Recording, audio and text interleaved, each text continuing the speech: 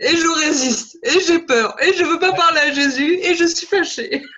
Je suis nul en tant qu'étudiant de cours. Ouais, je suis le pire Et étudiant de tralala, cours. tralala. Et tu vois, après Il ça n'y a tourne, ça pas un tourne, étudiant pire que moi en tant qu'étudiant du cours, mais on était tellement et ça nuls, tourne. des années d'études, mais tu te rends compte. En plus, je sais que je ne pardonne pas et je ne pardonnerai jamais cette personne de toute façon. Donc, euh, je, je crois qu'on a eu cette conversation déjà, mais de toute façon, on peut l'avoir 10 fois dans la vie, 15 fois dans la vie. Euh, ne pas pouvoir, ne pas vouloir pardonner quelqu'un et par la suite ne pas vouloir se pardonner pour notre manque de pardon, c'est toujours le même problème. C'est-à-dire, c'est un manque de pardon. Le manque de pardon, c'est le manque de vouloir accepter une expérience d'amour à la place de notre souffrance.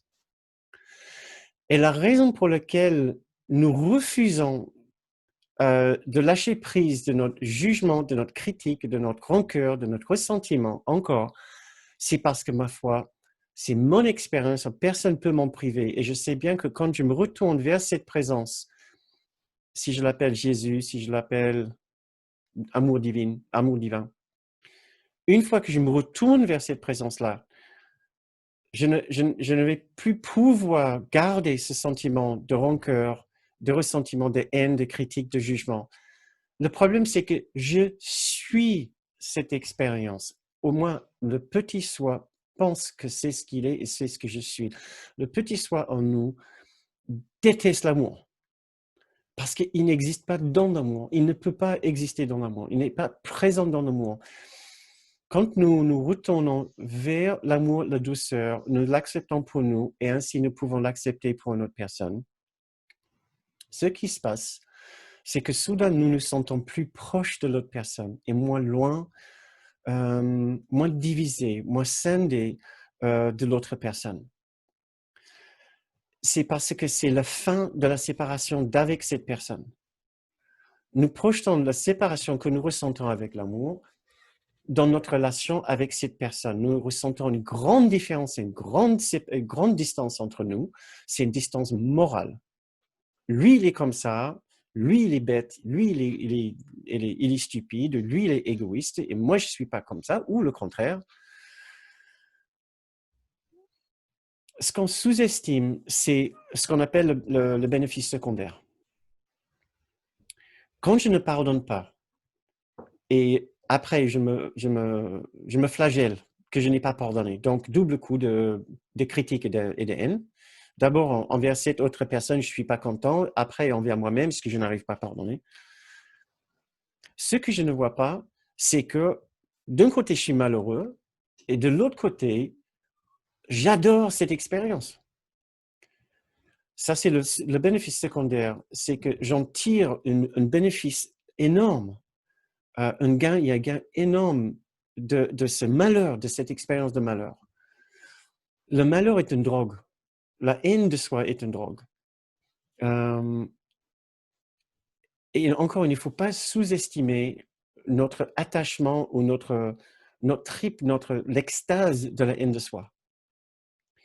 Puisque dans l'haine de soi, moi, j'existe. Il y a un concept de moi, il y a une expérience de moi qui est tellement puissante, extraordinaire. Ça explose ma conscience de moi-même, de mon expérience personnelle. Et cette expérience personnelle sera toujours opposée à l'expérience de l'amour partagé, l'amour universel, l'amour de Jésus que nous savons n'est pas juste pour nous. Donc, ça, c'est pour expliquer pourquoi nous arrivons si difficilement à pardonner, puis à nous pardonner pour nos manques de pardon. La seule solution, c'est vraiment tout d'abord de savoir, de vraiment, vraiment comprendre pourquoi je n'y arrive pas. Ce n'est pas parce que je suis bête, ce que l'ego va me dire, parce qu'il adore que je sois con et bête. Parce qu'encore, ça me donne une sorte de particularité. Je vais être le plus difficile, le plus bête des étudiants du cours. Donc, ça renforce encore ce qu'il adore, c'est la particularité, sa drogue préférée. Donc, c'est d'abord de comprendre, mais d'une tête reposée, une tête juste, sans juger, que je fais ceci par peur et pas par stupidité. J'ai peur de l'amour.